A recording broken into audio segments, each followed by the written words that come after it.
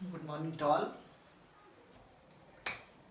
पिछली क्लास में हमने ये चैप्टर 2 पढ़ा था। चैप्टर 2 हमने शुरुआत किया था दो ध्रुवता का अंत। तो हमने देखा किस तरह से, एक बार आप पीछे आके देखो कि 1991 में जैसे ही सोवियत संघ जो है 15 गणराज्यों में विभाजित हो जाता है। 15 गणराज्यों में विभाजित हो जाता है तो सोवियत संघ का क्या हो जाता है, विघटन हो जाता है। और सोवियत संघ से एक एक करके जो 15 छोटे छोटे गणराज्य थे, जैसे Latvia, Lithuania, Estonia, Belarus, Ukraine, ठीक है, ये बहुत सारे जो ऐसे 15 गणराज्य थे अलग हो जाते हैं। सोवियत संघ का क्या हो जाता है, विघटन हो जाता है। तो सोवियत संघ के विघटन के साथ ही दो ध्रुवीय विश्व का क्या हो जाता है, समापन होता है। उसमें हमने पिछली क्लास में आपको पढ़ाया था कि एक्चुअली वो एक बार हम देखेंगे सोवियत प्रणाली क्या है। तो उसमें हमने आपको पढ़ाया था कि सोवियत प्रणाली एक ऐसी प्रणाली थी जो काफ़ी क्या थी, नियंत्रित प्रणाली थी। और 1917 में जो बोल्शेविकों द्वारा क्रांति की गई लेनिन के नेतृत्व में, और जो वहाँ का जार शासन था वो उसको उखाड़ फेंक कर 1922 में सोवियत संघ की स्थापना होती है। और धीरे धीरे करके बहुत सारे देश उसमें क्या हो जाते हैं, शामिल हो जाते हैं, और एक सोवियत संघ नामक देश की स्थापना होती है। तो जो ये सोवियत क्रांति थी, सोवियत क्रांति का जो नेतृत्व किया था,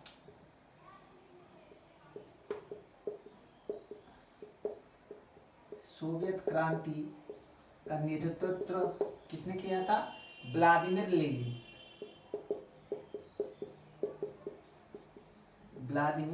लेनिन जो है इसका नेतृत्व किया था।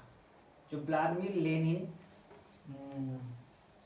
Communist party, Soviet communist party के संस्थापक थे। जो सोवियत संघ की क्रांति हुई थी 1917 में, तो लेनिन के नेतृत्व में ही हुई थी। और उन्होंने क्या है, बोल्शेविक कम्युनिस्ट पार्टी की स्थापना की। बोल्शेविक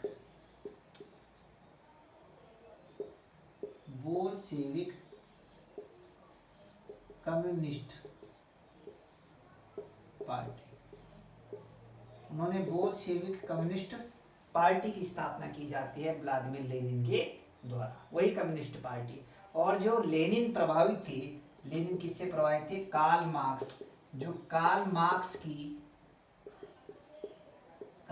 की क्या थी, समाजवादी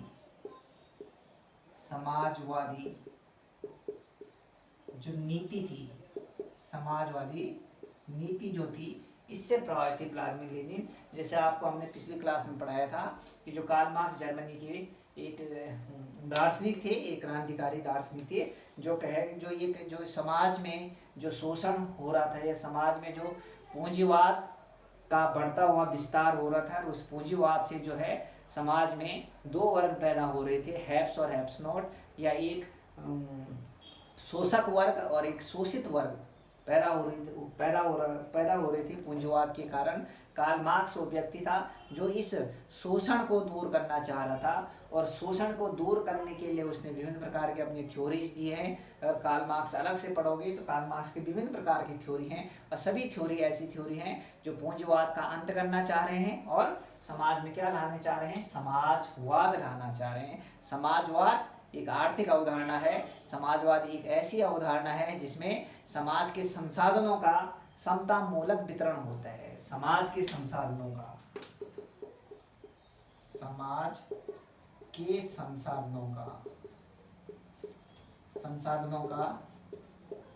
समतामूलक वितरण, equal distribution of the resources of the society. समाज के संसाधन है उसका क्या हो रहा है, समता मूलक क्या हो रहा है, उसमें वितरण हो रहा है। इसका मतलब क्या है कि जैसे जो भी हमारे समाज के संसाधन है, जैसे जितना भी आज जो हमारे विभिन्न प्रकार के संसाधन है, ऐसा ना हो कि किसी पूंजीपतियों का उसमें क्या हो, ज़्यादा आधिपत्य है, जैसे आज हो रहा है पूंजीवाद के युग में, या निजीकरण प्राइवेटाइजेशन के युग में, या वैश्वीकरण या ग्लोबलाइजेशन के युग में कुछ लोगों के पास बहुत ज़्यादा पैसा हो जाता है, कुछ के पास कम हो जाता है। तो कार्ल मार्क्स इस नीति, इस पूंजीवाद के क्या थे, विरोधी थे।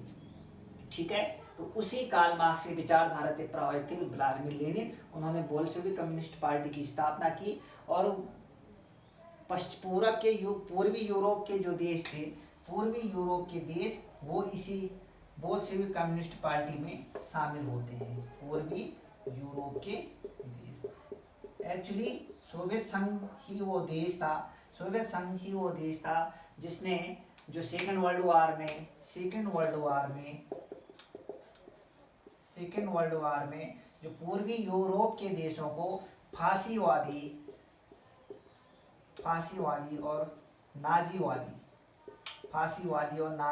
ताकतों से क्या किया था, कि चंगुल से क्या किया था, मुक्त करवाया था। आपको पता है फांसीवाद और नाजीवाद, जो जर्मनी का हिटलर और इटली का जो क्या है, जो मुसोलिनी थी, उन्हीं की विचारधारा को नाजीवादी फांसीवादी विचारधारा कहते हैं। शोषक मूलक विचारधारा थी, कट्टरता मूलक विचारधारा थी, नेतृत्व एकीकृत नेतृत्व वाली क्या थी, विचारधारा थी। तानाशाही जो विचारधारा थी उससे उसको मुक्त करवाया। ठीक है, और पूर्वी यूरोप के सब देश जो है फिर इसी बोल्शेविक कम्युनिस्ट पार्टी के बैनर तले व्लादिमीर लेनिन के नेतृत्व में इनके साथ शामिल हो जाते हैं। और आपको पता है उसके बाद जो शीत युद्ध का दौर चलता है, शीत युद्ध के दौर में भी क्या है, आपको पता है पूर्वी यूरोप के सभी देश, यूएसएसआर है, पूर्व सोवियत संघ के क्या है, धड़े में क्या होते हैं, शामिल होते हैं।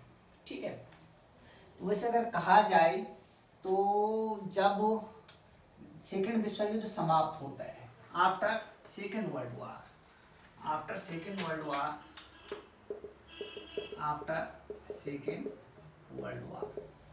पढ़ाया था आपको।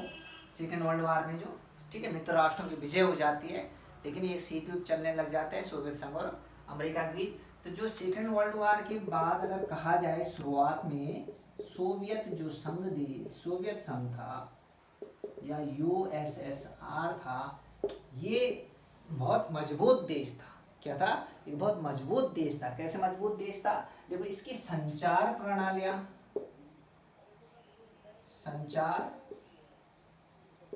क्या थी, बड़ी उन्नत थी।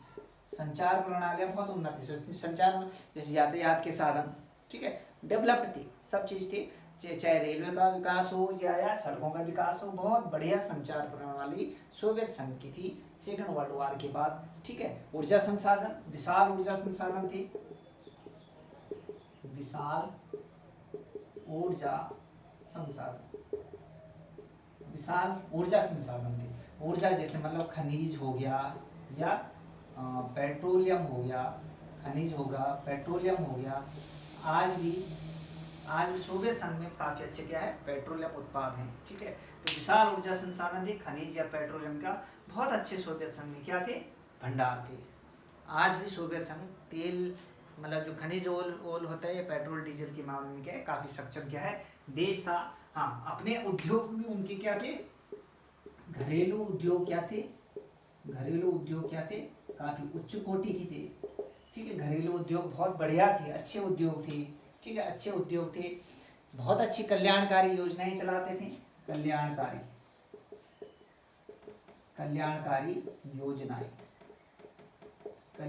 योजनाएं बहुत अच्छी सोवियत संघ में चल रही